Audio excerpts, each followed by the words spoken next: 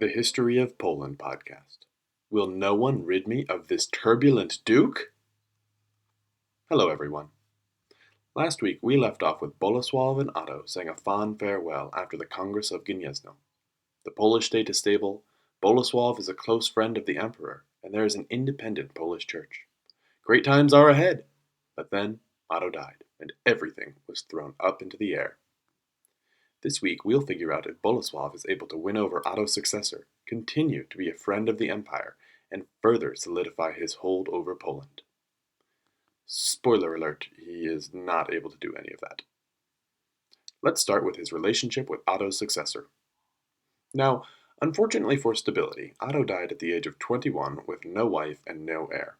That meant when he unexpectedly died, it became a scramble for power. Without getting too involved in the politics of the empire, there were a few contenders for the throne. One was named Henry, and the other Eckhard. There were others, but they aren't as relevant to our focus on Poland. Eckhard was one of the most powerful men in the empire, and the Margrave, which you can think about as a sort of military governor of an area of the empire, of Meissen, which was a territory that bordered the Polish territory ruled by Bolesław. Eckhard ruled a vast territory and was seen as a natural contender for the contested German throne. The second man, Henry, was a distant relation of Otto III. When Otto first began to rule, he was a child who needed a regency to take care of the empire until he came of age. That regency originally was led by Henry, the Duke of Bavaria, who then tried to become emperor himself, failed, and then was forced to hand over the regency to Otto's mother. This Henry, Henry the Quarrelsome, also known as Henry the Elder, then went away grumbling, but with a strong political influence. This Henry also had a son, who we'll call Henry the Younger, who was left in exile for much of his childhood. In fact, at one point, Emperor Otto wanted to nip this potential threat in the bud and forced Henry the Younger to train in the church, since that would disqualify him from imperial office. However, as we mentioned, Otto died at a young age, and Henry the Younger was in a prime position to make a bid for the throne. He was more closely related to Otto than Eckhard was, he was the Duke of Bavaria, and he had a nice little army at his disposal. So we have two contenders for the throne. In this corner, Henry the Younger, the Duke of Bavaria. In the other corner, we have Eckhard, Margrave of Meissen, and close friend of Bolesław, the Duke of Poland. Who will win? Let's find out. To start with, Bolesław supported Eckhard for the throne. They had fought side by side in a number of conflicts, they had known each other for years, and records indicate that Eckhard even fought alongside Bolesław's father Mieszko when Bolesław was younger. These are some close ties. Now, while outside interference in an election raises eyebrows today, back then there weren't super clear lines between nations, and the idea of sovereignty was defined a little bit differently. That meant that while Bolesław didn't have a vote in the election, his money and support were beneficial to Eckhard's bid for the throne. This election unfolded over months in early 1002. Eckhard gained support among some princes, Henry gained support among others, and the other contenders all jockeyed for the best position. Things may have continued like this for a while if it wasn't for the untimely assassination of Eckhard in April of 1002. It's not clear if Henry had a hand in the assassination, or if it was just the initiative of people who wanted to curry favor with Henry, but either way, it became clear that Henry was suddenly the leading contender. After this, things moved more smoothly. There was some more opposition from other noblemen, but Henry eventually was elected at the Cathedral of Mainz. Strangely, Henry forced the election even though not all of the electors had arrived in Mainz. This meant that Henry was forced to spend the next months traveling around his territories, showing up in front of noblemen's properties, and getting their pledges of allegiance and loyalty slowly over time instead of all at once at his coronation. Also, just as a side note to those who are really interested in the Holy Roman Empire, I know I'm skipping over a bunch of the details of this election, the royal progress, and some of the armed skirmishes that took place, but as always, we've got to cover the empire without getting bogged down in the weeds of the empire. Now, while Eckhard's assassination cleared the way for Henry to become emperor, it did put Bolesław in a bit of a bind. His father-in-law was dead, possibly at the hands of his rival. The lands that he ruled may be given away to someone who was not as amicable to the interests of the Polish state, and the guy who was just elected ruler of Germany was not as fond of Poland as his predecessor had been. So, in a move that would set off nearly 2 decades of constant warfare, Bolesław invaded the empire, claimed he was the heir to Eckhard's holdings, took over Lusatia and Meissen, and a huge swath of territory in the northeast of the empire, and then probably had a really, really wide grin on his face. Shortly thereafter, Bolesław went to pay his respects to Henry. After all, invading his territory is one thing, but you can't just ignore the guy entirely. Henry approved of Bolesław taking control of Lusatia, but revoked his other holdings, and specifically gave Meissen to Eckhard's brother, who was a fair-weather ally of Bolesław's. This upset Bolesław, but perhaps the relationship between Bolesław and Henry could have been repaired if nothing worse happened. Unfortunately, as it seems is always the case, something worse happened. We follow the account of Thietmar of Merseburg at this point, since he is one of the principal first-hand accounts of this period of time that covers the interactions between Bolesław and the empire. Now, Thietmar fought against Bolesław and was not at all fond of him, so take his very villainous descriptions of Bolesław with a grain of salt while still appreciating the details that he gives us about the inner workings of the war. So, Bolesław is about to leave the meeting where Henry has taken away some of his lands. Here's what Thietmar says happens next. Quote, as he prepared to escort Bolesław, departing well rewarded and with the king's permission, he saw an armed multitude gathering and moving to attack them. May God be my witness, this was without the involvement or knowledge of the king. When he wanted to discover the cause of this great tumult, and resolve it so that more damage might not arise, he was barely able to get away and lead his companion out by breaking through the exterior door. Out of his entourage, some warriors were plundered by the surging mob, while others, though severely wounded, escaped death with the help of Duke Bernard. Because they had entered the royal court armed and refused to leave when ordered, the penalty they paid was justified by their own offense. Bolesław saw this as part of an evil plot, and, deeply disturbed, blamed Henry, although unjustly. End quote. Now, there are two ways to look at this attempted assassination of the ruler of Poland. The first is what Thietmar states, that Henry had no hand in this, that this was a band of unknown renegades, and that Bolesław should just forget the whole thing happened and carry on his merry way. The second way of looking at this is that Henry did have a hand in this, since, as with the death of Eckhard, the death of Bolesław would have certainly benefited Henry. So there are two choices to pick from. For what it's worth, I tend to think that Henry at the very least approved of the action and wouldn't have been upset if it was successful. In a certain way, it reminds me of the story of Henry II of England and his feud with the Archbishop of Canterbury, Thomas Becket. For those that don't know the story, the two were not on good terms, and Henry is quoted as claiming, "Will no one rid me of this turbulent priest?" It's not an order to kill Becket, but his followers took the hint and murdered Becket all the same. To me, the attempted assassination could have easily played out the same way with our Henry, ruler of the Holy Roman Empire. There's no evidence that he said that, but, he could have. Either way, for his part, Bolesław definitely did think it was done at the bidding of Henry, and responded accordingly. Thietmar continues, quote, after bidding farewell to Henry and firmly promising his aid, should it ever be required, he quickly returned to his own lands. When he arrived at the city of Strela, he immediately set fire to it and abducted a large part of the local populace. At the same time, he sent back representatives through whom he tried to attract as many of Henry's supporters as possible.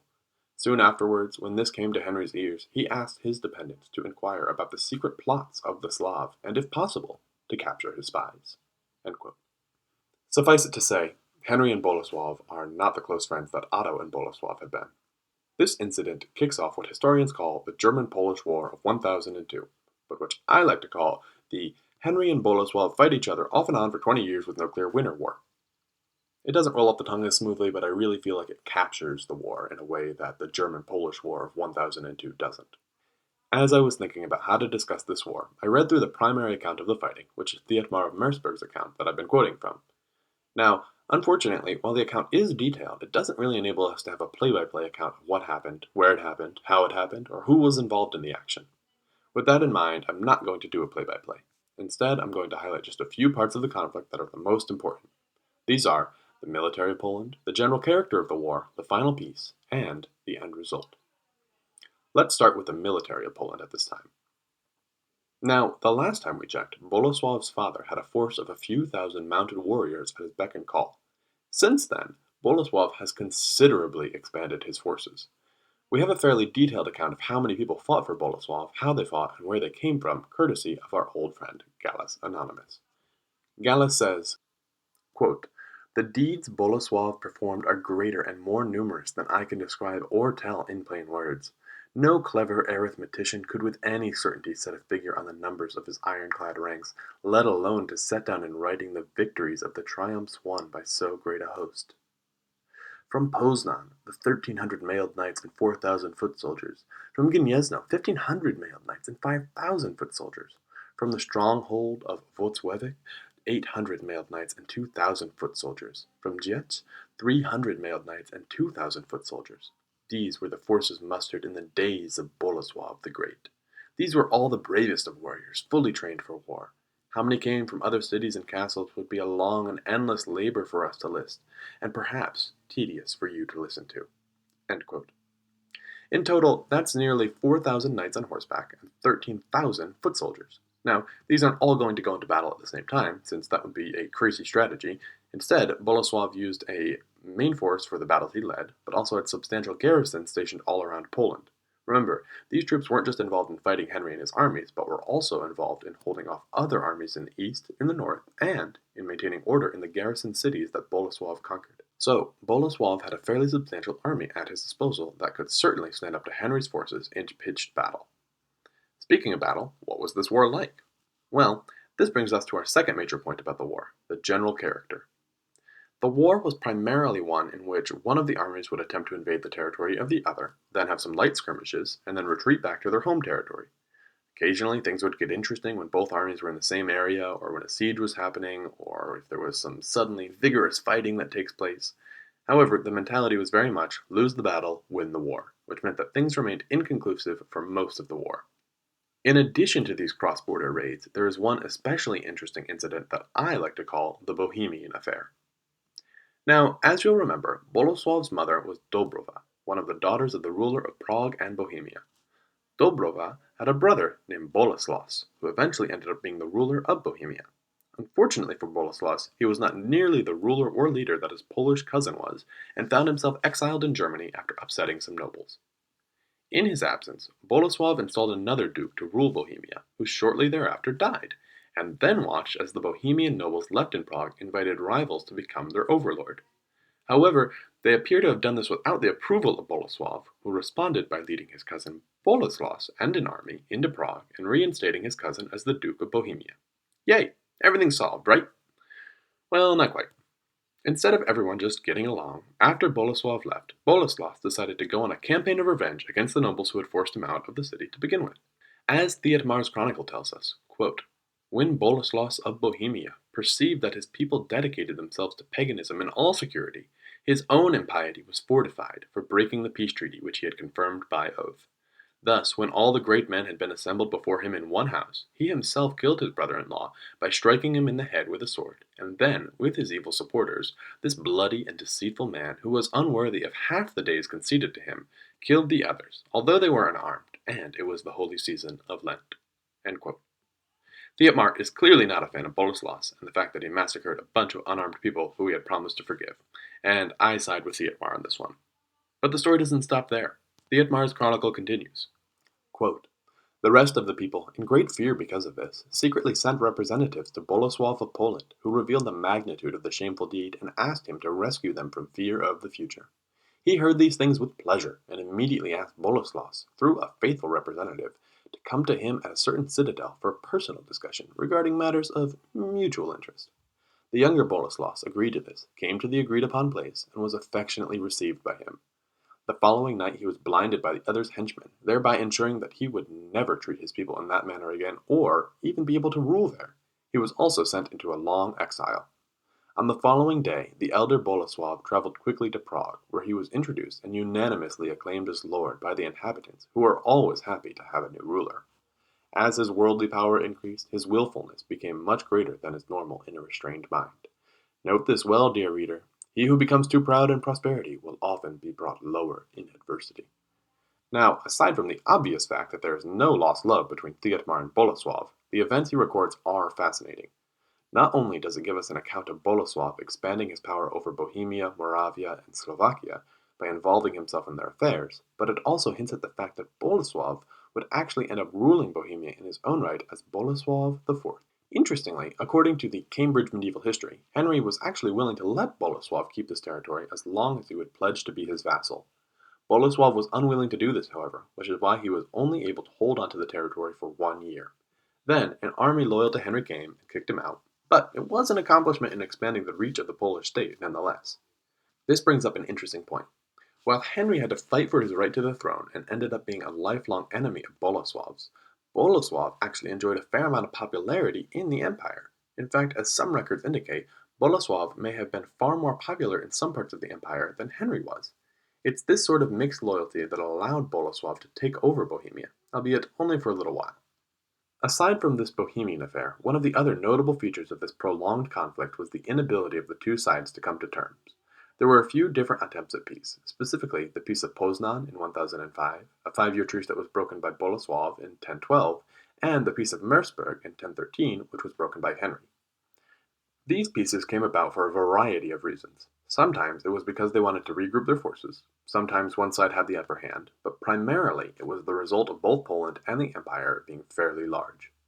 Both Bolesław and Henry had multiple fronts to contend with, and while they could afford to wage war against each other, it was only a matter of time until their more neglected frontiers would begin to suffer.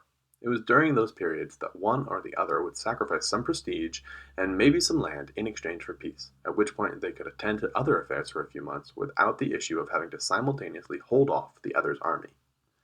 The war finally reached a fever pitch in 1017 and 1018, with sieges, counter-sieges, and a few pitched battles, and then, finally, in 1018, the Peace of Bucicien was finalized. The peace was not ideal for Henry or the Empire, as it let Bolesław expand his territory at the expense of the Empire. It also involved Henry pledging to send Bolesław some troops for his future campaign to the east, which we will get into more next week. This peace was then solidified by Bolesław marrying the daughter of Eckert and intermarrying even further into the Empire's noble families. Now, there are two views on the results of this war that are very dependent on whether or not you work for the Empire or if you work for the Poles. If, like Thietmar, you work for the Empire, you may think as he did when he lamented and sang the peace was, quote, made at the Emperor's order and in response to Bolesław's constant supplications. This was not as it should have been, however. Rather, it was the best that could be accomplished under the circumstances. He then goes on to lambaste Bolesław for the next few sections of his chronicle, defame his new wife and their marriage, insult the practices of the Poles, and generally try to besmirch Bolesław. As I have said multiple times, Thietmar was not a fan of Bolesław. This then brings us to the alternative viewpoint, which comes to us courtesy of Gallus, who states, the indomitable Saxons were not a match for his valor. Hence, in the middle of their country, an iron boundary sign in the river Saale marked Poland's boundary. What need is there then to list by name his victories and triumphs over heathen nations, nations which, one may say, he trampled under his feet? So, two viewpoints on the matter. Probably we could split the difference and say it wasn't a perfect peace, but both sides walked away without needing to restart the war. Well, at least not restart the war immediately. But anyway, that's the war. There's obviously a lot more that happened, but that'll give you a good overview. Next week, we're going to turn our attention to the east and follow along as Bolesław takes the interval afforded during one of the lulls in this war to invade the state of Kiev and Rus. It's an exciting journey we're on. I'll see you next week.